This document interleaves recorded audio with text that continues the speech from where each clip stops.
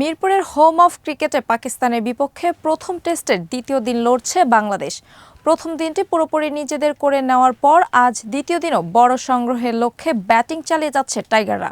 অভিজ্ঞ মুশফিকুর রহিমের জন্মদিন আর মাঠের লড়াইয়ের সবশেষ খবর নিয়ে বিস্তারিত থাকছে প্রতিবেদনে। ঢাকা টেস্টের প্রথম দিন শেষে 4 উইকেটে 301 রান তুলে চালকের আসনে ছিল স্বাগতিক বাংলাদেশ।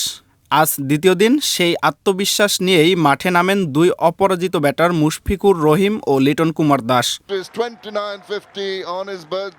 আজ মুশফিকুর রহিমের ৩৯তম জন্মদিন, আর নিজের বিশেষ এই দিনটিকে তিনি রাঙিয়ে তুলেছেন দারুণ এক হাফ সেঞ্চুরিতে। তবে ব্যক্তিগতভাবে একবার জীবন পাওয়ার পরও ইনিংসটি বড় করতে পারেননি লিটন কুমার দাস।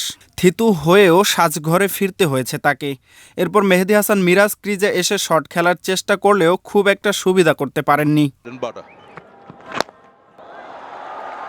সবশেষ খবর পাওয়া পর্যন্ত বাংলাদেশ প্রথম ইনিংসে 6 উইকেট হারিয়ে ৩৬৫ রান সংগ্রহ করেছে। ক্রিজে থিতু হতে পারলে ব্যাটাররা যেমন রান পাচ্ছেন, তেমনি বোলাররাও উইকেটের সুবিধা আদায় করে নিচ্ছেন।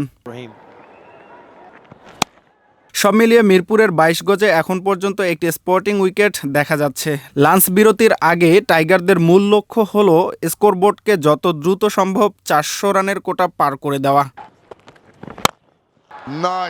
সাদমান ইসলাম ও অমিত হাসানের দেওয়া মজবুত ভিত্তির ওপর দাঁড়িয়ে মুশফিক লিটনরা কি পারবে পাকিস্তানকে বিশাল এক রানের পাহাড়ের নিচে চাপা দিতে?